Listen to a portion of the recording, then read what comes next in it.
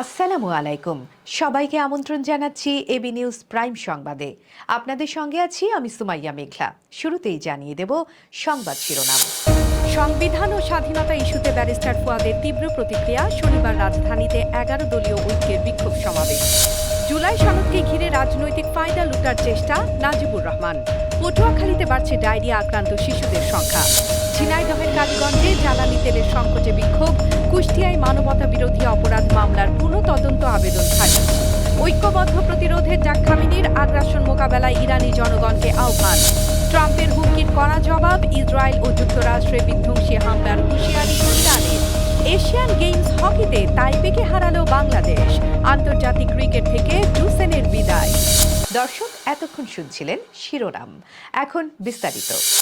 আমার Bangladesh party AB পার্টির সাধারণ সম্পাদক ব্যারিস্টার আসাদুজ্জামান ফুয়াদ অভিযোগ করেছেন তাদের দলকে উদ্দেশ্য প্রণোদিতভাবে নানা ট্যাগ লাগানো হচ্ছে। তিনি বলেন, আমাদের বলা হচ্ছে স্বাধীনতা বিরোধী, আমরা নাকি ৭২-এর সংবিধান ছুঁড়ে ফেলতে চাই কিংবা ৭১-এর মুক্তিযুদ্ধকে ছোট করতে চাই, অথচ ৭২-এর সংবিধানে গাঠনিক সংকট রয়েছে। প্রশ্ন হল, ৭২-এর সংবিধান কারা তৈরি করেছিলেন? তিনি আরও বলেন, সরকার ও প্রশাসনের শীর্ষ পর্যায়ের উচিত ইতিহাস থেকে শিক্ষা নেয়া। প্রধানমন্ত্রী ও স্বরাষ্ট্রমন্ত্রী ও আইনমন্ত্রীর উদ্দেশ্যে তিনি বলেন, আপনাদের ঘর, অফিস ও গাড়ির দরজায় শেখ হাসিনার পালানোর ছবিটা লেমিনেট করে ঝুলিয়ে রাখুন। আপনাদেরও সেই ছবির জায়গা লাগতে পারে, সময়ের ব্যাপার মাত্র। Know if no বাটস।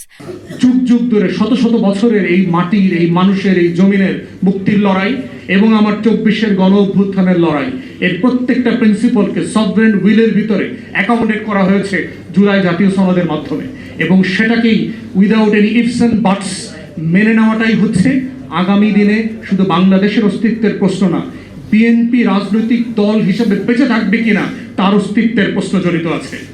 হচ্ছে হাসিনা বিমানে করে যে পালাইতেছে না, আপনাকে মাননীয় প্রধানমন্ত্রীকে বলছি এবং আমার ডিপার্টমেন্টের দুই বড় ভাই মাননীয় আইনমন্ত্রী এবং মাননীয় স্বরাষ্ট্রমন্ত্রী, আপনাদের দরজায়, ঘরের দরজায়, অফিসের দরজায়, গাড়ির দরজায় শেখ হাসিনার পালানোর ছবিটা লেমিনেটিং করে ঝুলায় রাখবেন। অন্যদিকে রাজধানীতে বিক্ষোভ সমাবেশ ও মিছিল কর্মসূচি ঘোষণা করেছে জামায়াতে ইসলামী নেতৃত্বাধীন 11 দলীয় নির্বাচনী ঐক্য। আগামীকাল বিকেলে রাজধানীর বায়তুল মোকাররম উত্তর গেটে এ সমাবেশ অনুষ্ঠিত হয়। এছাড়া আগামী ৭ এপ্রিল 11 দলের শীর্ষ নেতাদের বৈঠক অনুষ্ঠিত হবে।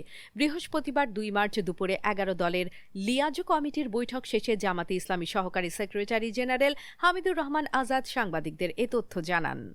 ৪ তারিখ ঢাকা রাজধানী বায়তুল মোকাররম উত্তর গেটে বিকাল ৫টায় আমরা বিক্ষোভ সমাবেশ এবং মিছিল করব, এবং পরবর্তী সময়ে আমরা দেশবাসীকে সামনে রেখে গণসংযোগ, লিফলেট বিতরণ, জনমত গঠনের কর্মসূচি নেব। জুলাই বিপ্লবের চেতনা ও জনগণের ত্যাগের প্রতিফলন হিসেবে ঘোষিত জুলাই সনদ বাস্তবায়নকে কেন্দ্র করে রাজনৈতিক অঙ্গনে নতুন করে উত্তাপ ছড়িয়েছে। জাতীয় সংসদ সদস্য ও সুপ্রিম কোর্টের আইনজীবী ব্যারিস্টার নাজিবুর রহমান মোমেন অভিযোগ করেছেন, একটি পক্ষ ইচ্ছাকৃতভাবে ঘোলা পানিতে মাছ শিকার করছে এবং সনদ বাস্তবায়ন নিয়ে বিভ্রান্তি ছড়াচ্ছে। তিনি বলেন, যে যুক্তিতে জুলাই সনদ বা অন্তর্বর্তী সরকারের এখতিয়ার নিয়ে প্রশ্ন তোলা হচ্ছে, সে একই যুক্তি প্রয়োগ করলে শেষ পর্যন্ত প্রশ্নবিদ্ধ হবে জুলাই বিপ্লব, বর্তমান সরকার এবং জাতীয় সংসদও। জুলাই সনদ বাস্তবায়নের ক্ষেত্রে যে গড়িমসি আমরা দেখছি, এই গড়িমসি ঘোলা পানিতে মাছ শিকারের অংশ হিসাবে আমরা দেখেছি কিছু আইনি প্রশ্ন তোলা হচ্ছে। আমরা আরো দুঃখের সাথে লক্ষ্য করছি, আইনি প্রশ্ন তোলা হচ্ছে, কিন্তু এই আইনি প্রশ্নের সুস্পষ্ট কোনো ব্যাখ্যা কিংবা উত্তর দেয়া হচ্ছে না। অন্যদিকে পটুয়াখালীতে ডায়রিয়া আক্রান্ত রোগীর সংখ্যা দ্রুত বাড়ছে, আর আক্রান্তদের বড় অংশই শিশু। বর্তমানে হাসপাতালে ভর্তি ৪৬ জন রোগীর মধ্যে ৩৬ জনই শিশু, যা অভিভাবক ও চিকিৎসকদের মধ্যে গভীর উদ্বেগ তৈরি করেছে। এর সঙ্গে হামের জটিলতা যুক্ত হওয়ায় পরিস্থিতি আরও ঝুঁকিপূর্ণ হয়ে উঠেছে। বৃহস্পতিবার দুপুরে সরেজমিনে হাসপাতালে দেখা যায়, ডায়রিয়া ওয়ার্ডে অধিকাংশ শয্যায় শিশু রোগীতে পূর্ণ। শয্যা সংকট এতটাই তীব্র যে অনেক ক্ষেত্রে একই বেডে একাধিক শিশুকে চিকিৎসা নিতে হচ্ছে। হাসপাতালের কর্মীরা জানাচ্ছেন, রোগীর চাপ সামাল দিতে হিমশিম খেতে হচ্ছে তাদের। ঝিনাইদহের কালীগঞ্জ উপজেলায় জ্বালানি তেলের তীব্র সংকট ঘিরে উত্তেজনা চরমে পৌঁছেছে। পেট্রোল ও অকটেন না পেয়ে ক্ষুব্ধ হয়ে বিভিন্ন কোম্পানির বিক্রয় কর্মীদের সংগঠন এসআর সমিতির সদস্যরা উপজেলা পরিষদ কার্যালয় ঘেরাও করে বিক্ষোভ করেছেন। বৃহস্পতিবার সকাল 11টার দিকে প্রায় 2 শতাধিক মোটরসাইকেল নিয়ে তারা উপজেলা পরিষদের সামনে জড়ো হন এবং প্রায় 1 ঘণ্টা ধরে বিক্ষোভ কর্মসূচি পালন করেন। স্থানীয় সূত্রে জানা যায়, উপজেলার বিভিন্ন পেট্রোল পাম্পে কয়েকদিন ধরেই পেট্রোল ও অকটেনের সংকট চলছে। অনেক পাম্পে সরবরাহ পুরোপুরি বন্ধ, আর যেসব পাম্প খোলা রয়েছে সেখানে ভোর থেকে দীর্ঘ লাইনে দাঁড়িয়েও প্রয়োজনীয় তেল পাচ্ছেন না মোটরসাইকেল চালকরা। ঘণ্টার পর ঘণ্টা অপেক্ষার পরও অনেককে খালি হাতে ফিরে যেতে হচ্ছে, যা ক্ষোভ আরও বাড়িয়ে তুলেছে। অন্যদিকে 24শে জুলাই গণ অভ্যুত্থান চলাকালীন কুষ্টিয়ায় 6 জনকে হত্যাসহ সংঘটিত মানবতা বিরোধী অপরাধের মামলার পুনঃ তদন্ত চেয়ে করা জাসদ সভাপতি হাসানুল হক ইনুর আবেদন খারিজ করে দিয়েছে আন্তর্জাতিক অপরাধ ট্রাইব্যুনাল। বৃহস্পতিবার আন্তর্জাতিক অপরাধ ট্রাইব্যুনাল 2 এই আদেশ দেয়। ট্রাইব্যুনাল 2 এর চেয়ারম্যান বিচারপতি নজরুল ইসলাম চৌধুরীর নেতৃত্বে 3 সদস্যের বিচারিক প্যানেল আবেদনটি খারিজ করেন। প্যানেলের অন্য 2 সদস্য ছিলেন বিচারক মোহাম্মদ মঞ্জুরুল বাসিদ এবং বিচারক নূর মোহাম্মদ শাহরিয়ার কবির। যুক্তরাষ্ট্র ও ইসরায়েলের সাম্প্রতিক আগ্রাসন মোকাবেলায় ইরানি জনগণকে ঐক্যবদ্ধ হওয়ার আহ্বান জানিয়েছেন দেশটির সর্বোচ্চ ধর্মীয় নেতা আয়াতুল্লাহ মুজতবা খামেনি। বুধবার ইসলামী প্রজাতন্ত্র দিবস ও জাতীয় প্রকৃতি দিবস উপলক্ষে দেয়া এক বার্তায় তিনি এই সংহতির ডাক দেন।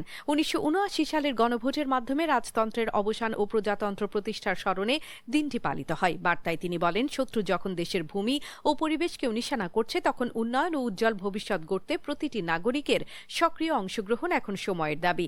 মোস্তফা খামেনি তার বার্তায় গত 28 ফেব্রুয়ারি থেকে শুরু হওয়া আগ্রাসনে নিহতদের প্রতি গভীর শ্রদ্ধা নিবেদন করেন। বিশেষ করে দক্ষিণাঞ্চলীয় শহর মিনাবের একটি বালিকা বিদ্যালয়ে বর্বরোচিত হামলার কথা উল্লেখ করেন, যেখানে 186 জন শিক্ষার্থী প্রাণ হারায়। এই ঘটনাকে তিনি শিশু হত্যাকারী, জায়নিস্ট ও মার্কিন শয়তানদের নৃশংসতা হিসেবে অভিহিত করেন। শোককে শক্তিতে রূপান্তর করতে তিনি এক অভিনব কর্মসূচি ঘোষণা করেছেন।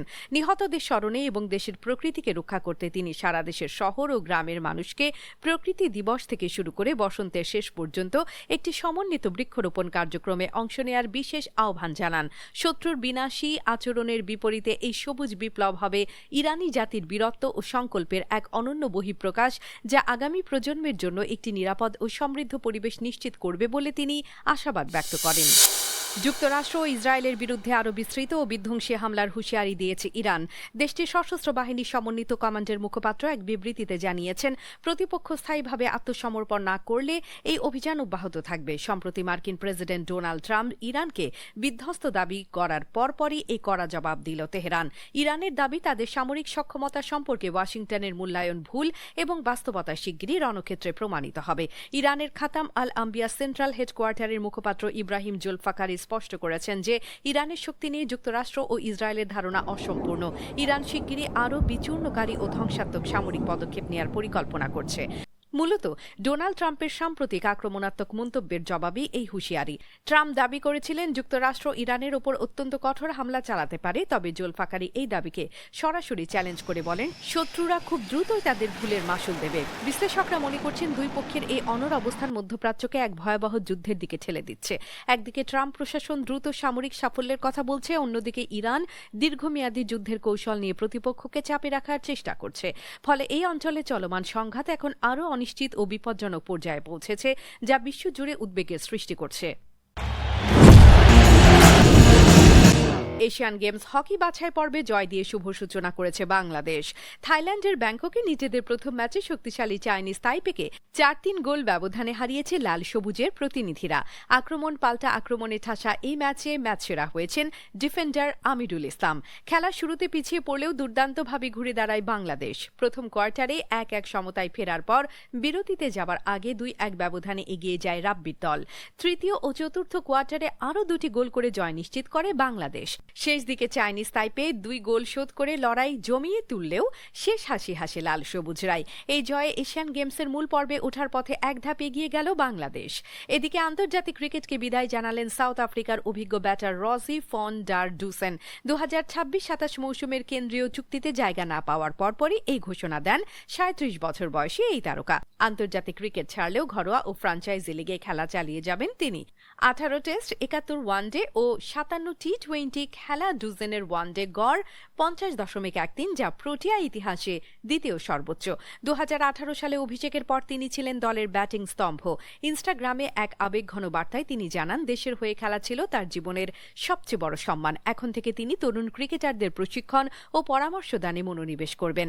শেষ ম্যাচে তিনি অস্ট্রেলিয়ার বিপক্ষে মাঠে নেমেছিলেন। দর্শক, এতক্ষণ আমাদের সঙ্গে থাকার জন্য ধন্যবাদ। সর্বশেষ সংবাদ পেতে ভিজিট করুন আমাদের ওয়েবসাইট www.abnewsinternational.com এ। সেই সঙ্গে নিয়মিত ভিডিও নিউজ পেতে আমাদের ফেসবুক পেজ ও ইউটিউব চ্যানেলে চোখ রাখুন।